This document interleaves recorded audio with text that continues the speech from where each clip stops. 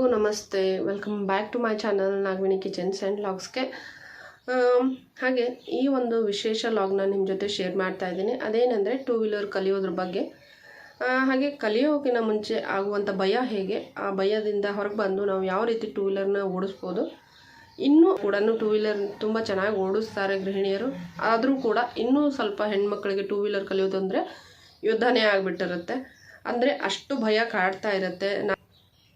ಮತ್ತು two wheeler ಕಲಿಯೋದ್ರಿಂದ ಯಾರೇನು ಅಂದ್ಬಿಡ್ತಾರೋ ಅನ್ನೋ ಒಂದು ಹಿಂಜರಿಕೆ, ಕೀಳಿರಿಮೆ ಕೂಡ ತುಂಬಾ ಕಾಡ್ತಾ ಇರುತ್ತೆ. ಅಂಥವ್ರಿಗೆ ಈ ವಿಡಿಯೋ ತುಂಬಾ ಯೂಸ್ಫುಲ್ ಆಗುತ್ತೆ ಅಂದ್ಕೊಂಡಿದ್ದೀನಿ.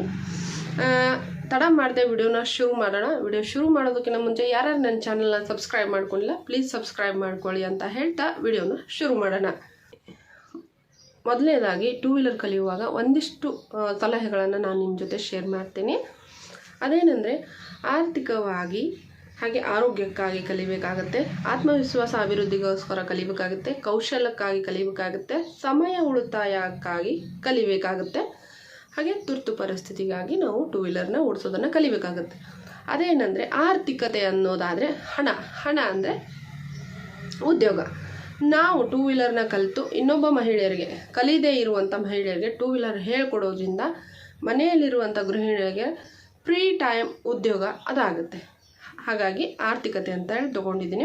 ಮತ್ತು ನೆಕ್ಸ್ಟು ಆರೋಗ್ಯ ಅಂದರೆ ಒತ್ತಡ. ಯಾರೇ ಆಗಲಿ, ಹೆಣ್ಮಕ್ಳಾಗಲಿ ಗಂಡು ಮಕ್ಕಳಾಗಿರಲಿ, ಅವ್ರಿಗೆ ಸಮಯದ ಅಭಾವ, ಹಾಗೆ ಹೊರಗಡೆ ಹೋಗಿ ಜಾಬ್ ಮಾಡೋರಂಥವ್ರಿಗೆ ಆರೋಗ್ಯದ ಸಮಸ್ಯೆ ತುಂಬಾ ಕಾಡ್ತಾ ಇರುತ್ತೆ.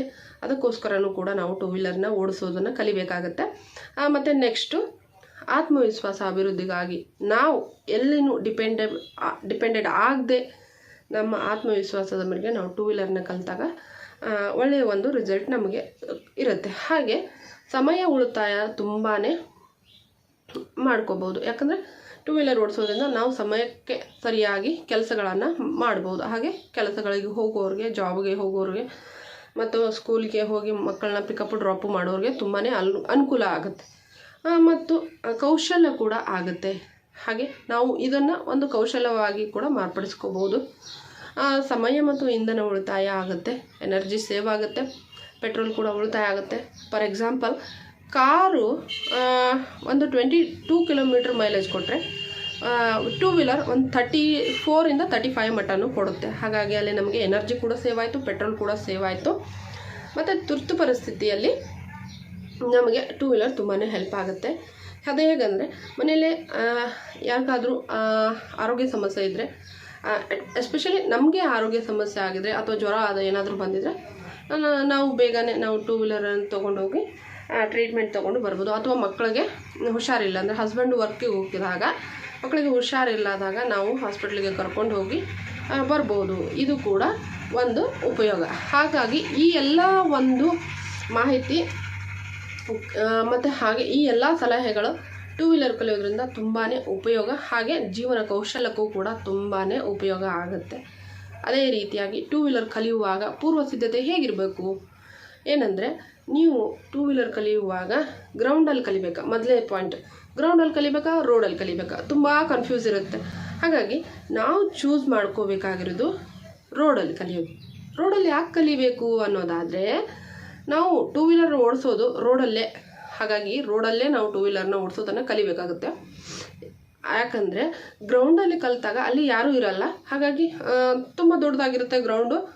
ನಾವು ಯಾವ ರೀತಿ ಓಡಾಡಿಸಿದ್ರೂ ಅದು ವರ್ಕ್ ಆಗುತ್ತೆ. ಅಂದರೆ ಯಾವುದೇ ತೊಂದರೆ ಯಾರಿಗೂ ಆಗ್ತಾ ಇರಲ್ಲ. ಹಾಗೆ ನಾವು ರೋಡಲ್ಲಿ ಕಲಿಯೋದು ಅಂದರೆ ಸಮಯ ಇರುತ್ತೆ. ಆ ರೋಡಲ್ಲಿ ಕಲಿಯುವಾಗ ಮಧ್ಯಾಹ್ನದ ಹೊತ್ತು ನಾವು ಸ್ಕೂಟಿ ಓಡಿಸೋದನ್ನು, ಟೂ ವೀಲರ್ ಓಡಿಸೋದನ್ನು ಕಲಿಬೋದು. ಯಾಕಂದರೆ ಮಧ್ಯಾಹ್ನದ ಸಮಯದಲ್ಲಿ ಗಾಡಿಗಳು ತುಂಬಾ ಕಡಿಮೆ ಓಡಾಡ್ತಾ ಇರುತ್ತೆ. ಮನೆ ಹತ್ತಿರ ಇರುವಂಥ ರೋಡಲ್ಲಿ ಪ್ರಾಕ್ಟೀಸನ್ನು ಮಾಡಬೇಕಾಗುತ್ತೆ. ಯಾಕಂದರೆ ಮಧ್ಯಾಹ್ನದ ಸಮಯದಲ್ಲಿ ನಮಗೆ ಹಿಂದ್ಗಡೆ ಮತ್ತು ಮುಂದ್ಗಡೆ ನಾವು ಗಾಡಿ ಓಡಿಸುವಾಗ ಬರುವಂಥ ಗಾಡಿಗಳ ಜಡ್ಜ್ಮೆಂಟ್ ನಮಗೆ ಸಿಗ್ತಾ ಹೋಗುತ್ತೆ. ಹಾಗಾಗಿ ನಾನು ರೋಡಲ್ಲೇ ಪ್ರಾಕ್ಟೀಸ್ ಮಾಡಿ ಅಂತ ಹೇಳ್ತಾ ಇದ್ದೀನಿ. ಅದೇ ರೀತಿಯಾಗಿ ಗ್ರೌಂಡಲ್ಲಿ ಕಲಿಯೋದ್ರಿಂದ ನಮಗೆ ಆ ಜಡ್ಜ್ಮೆಂಟ್ ಗೊತ್ತಾಗಲ್ಲ. ಹಾಗಾಗಿ ರೋಡಲ್ಲಿ ಕಲಿಯೋದ್ರಿಂದ ತುಂಬಾ ಉಪಯೋಗ. ಯಾಕಂದರೆ 1 ಅಥವಾ 2 ಗಾಡಿಗಳನ್ನು ಬರ್ತಾ ಇರುತ್ತೆ. ಬರುವಾಗ ನಮಗೆ ಕರೆಕ್ಟಾಗಿ ಯಾವ ಕಡೆ ಗಾಡಿ ಬರ್ತಾ ಇದೆ, ಹಿಂದ್ಗಡೆ ಬರ್ತಾ ಇದೆಯೋ ಅಥವಾ ಮುಂದ್ಗಡೆ ಬರ್ತಾ ಇದೆಯೋ, ನಾವು ಯಾವ ಕಡೆಯಿಂದ ಗಾಡಿನ ಮೂವ್ ಮಾಡೋದು, ಯಾವ ಕಡೆಯಿಂದ ಗಾಡಿ ಓಡಿಸೋದು ಅನ್ನೋದು ನಮಗೆ ಗೊತ್ತಾಗ್ತಾ ಹೋಗುತ್ತೆ. ಹಾಗೆ ಪೂರ್ವ ಸಿದ್ಧತೆ ಹೇಗಿರಬೇಕು, ನಾವು ಗಾಡಿ ಓಡಿಸುವಾಗ ಹೊಸ ಗಾಡಿಗಳಲ್ಲಿ ಮಾತ್ರ ಗಾಡಿನ ಓಡಿಸೋದಕ್ಕೆ ಹೋಗಬೇಡಿ. ಯಾಕಂದರೆ ಅದರ ಸರ್ವಿಸು ತುಂಬ ಚೆನ್ನಾಗಿರುತ್ತೆ. ಹಾಗಾಗಿ ಸ್ವಲ್ಪ ಎಕ್ಸಲೇಟರ್ ನೀವು ಕೊಟ್ಟರೂ ಕೂಡ ಗಾಡಿ ಜೋರಾಗಿ ಓಡೋಕ್ಕೆ ಶುರುವಾಗುತ್ತೆ. ಆವಾಗ ತುಂಬ ಭಯ ಆಗುತ್ತೆ, ಭಯ ಕಾಡ್ತಾ ಹೋಗುತ್ತೆ, ಎಲ್ಲಿ ಜೋರಾಗಿ ಹೋಯಿತು ಅನ್ನೋದಾಗಿ. ಹಾಗೆ ಒಂದು 2-3 ವರ್ಷ ಅಥವಾ 4-5 ವರ್ಷ ಸರ್ವಿಸ್ ಆಗಿರುವಂಥ ಗಾಡಿಯಲ್ಲಿ ಕಲಿಯೋದ್ರಿಂದ ಈಸಿಯಾಗಿ ನೀವು ಗಾಡಿನ ಮೂವ್ ಮಾಡ್ಬೋದು.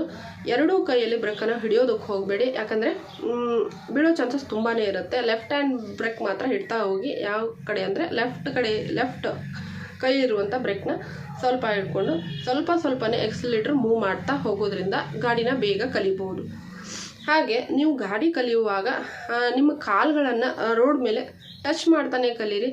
ಅಂದರೆ ಒಂದು ಬ್ಯಾಲೆನ್ಸನ್ನು ನಿಮಗೆ ಗಾಡಿ ಹಿಡಿಯೋದು ಬ್ಯಾಲೆನ್ಸ್ ನಿಮಗೆ ಗೊತ್ತಾಗ್ತಾ ಹೋಗುತ್ತೆ. ಇದೇ ರೀತಿಯಾಗಿ ನೀವು ಗಾಡಿನ ಓಡಿಸ್ಕೊತಾ ಹೋಗ್ಬೋದು. ಗಾಡಿ ಕಲಿಯೋದು ತುಂಬಾ ಭಯ, ತುಂಬಾ ಹೆದರಿಕೆ.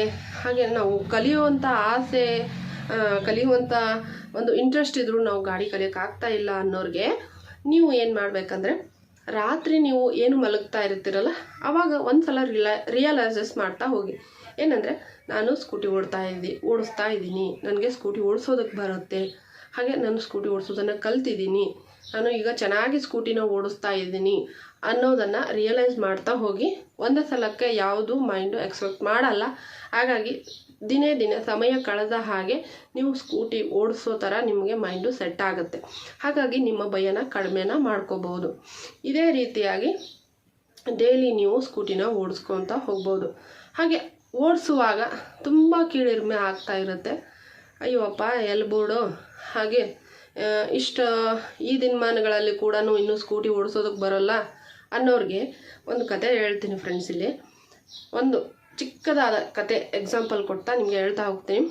ಒಂದು ಕಾಡಲ್ಲಿ ತುಂಬ ಕಪ್ಪೆಗಳಿರುತ್ತೆ. ಮಳೆ ಬಂದು ಒಂದು ತಗ್ಗು, ಏನಂತೀರಿ ನೀವು, ಆಳವಾದ ಒಂದು ತಗ್ಗು ಬಿದ್ದಿರುತ್ತೆ. ಎಲ್ಲ ಕಪ್ಪೆಗಳು ಓಡ್ತಾ ಹೋಗ್ತಾ ಮಳೆ ಬರುವಾಗ ಓಡ್ತಾ ಹೋಗ್ತಾ ಇರುತ್ತೆ. ಅದರಲ್ಲಿ 2 ಕಪ್ಪೆಗಳು ಮಾತ್ರ ಕೆಳಗಡೆ ಬಿದ್ದು ಹೋಗ್ಬಿಡುತ್ತೆ. ಆಗ ಇನ್ನೂ ಉಳಿದ ಎಲ್ಲ ಕಪ್ಪೆಗಳು ಆ ತಗ್ಗಿನ ಸುತ್ತ, ಅಂದರೆ ಆ ಗುಂಡಿಯ ಸುತ್ತ ನಿಂತು ಹೇಳ್ತಾ ಇರುತ್ತೆ, ಇನ್ನು ಅವ್ರ ಕತೆ ಮುಗೀತು, ಇನ್ನು ಕಲಿಯೋದಿಲ್ಲ ಅವರು. ಯಾಕಂದರೆ ಅವ್ರಿಗೆ ಅವರು ಮೇಲ್ಗಡೆ ಬರೋದಿಲ್ಲ, ಹಾಗಾಗಿ ಅವ್ರ ಕತೆ ಮುಗಿದೋಯ್ತು ಅನ್ನೋ ಒಂದು ಹೀಯಾಳಿಕೆಗಳನ್ನು ಆಡ್ತಾ ಇರುತ್ತೆ ಉಳಿದಿದ್ದ ಎಲ್ಲ ಕಪ್ಪೆಗಳು. ಅದೇ ರೀತಿಯಾಗಿ ಒಂದು ಕಪ್ಪೆ ಅದೇ ಒಂದು ತಗ್ಗಿನಿಂದ ಮೇಲೆ ಹತ್ತೋಕ್ಕೆ ಸ್ಟಾರ್ಟ್ ಮಾಡುತ್ತೆ. ಹಾಗೆ ಇನ್ನೊಂದು ಕಪ್ಪೆನೂ ಮೇಲೆ ಹತ್ತಾ ಹೋಗ್ತದೆ.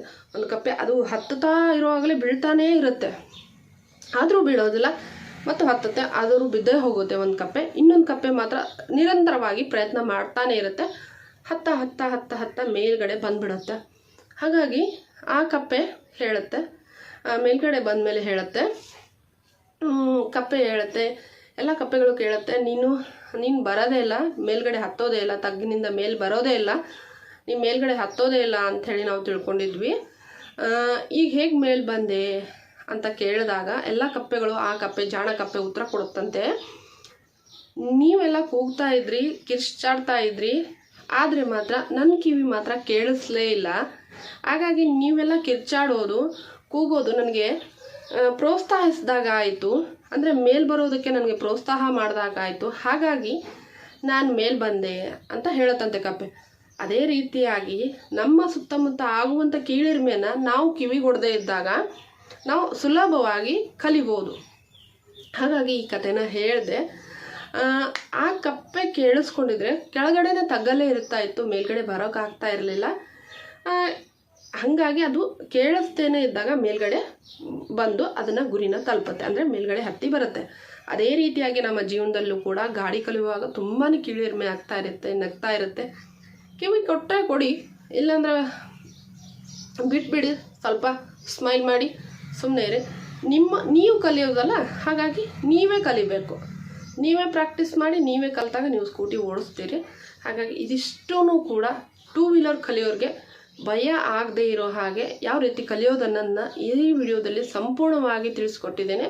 ಈ ವಿಡಿಯೋ ನಿಮಗೆ ಇಷ್ಟ ಆದಲ್ಲಿ ಲೈಕ್ ಮಾಡಿ, ಶೇರ್ ಮಾಡಿ, ಸಪೋರ್ಟ್ ಮಾಡಿ ಅಂತ ಹೇಳ್ತಾ ಇದ್ದೀನಿ. ಇಲ್ಲಿವರೆಗೂ ನನ್ನ ವಿಡಿಯೋನ ನೋಡಿದ್ದಕ್ಕೆ ತುಂಬ ಧನ್ಯವಾದಗಳು.